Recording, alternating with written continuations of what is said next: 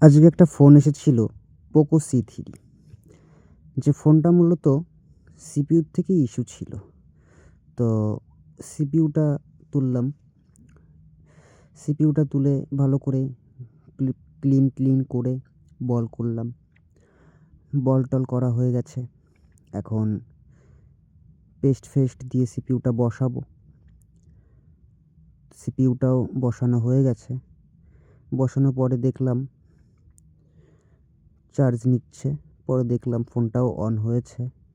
Battery এই যে symbol show করেছে। দেন ফোনটা অন করলাম। ফোনটাও অন হচ্ছে, দেখতে পাচ্ছ। তো এই যে ফোনটা প্রায় অন হয়েই গেছে। এই যে দেখতে পাচ্ছ ফোনটা কমপ্লিট অন হয়েছে। টাচও কাজ করছে। ইভেন সবকিছুই ঠিক ছিল। ফোনটা এখন রানিং কন্ডিশন। Thank you.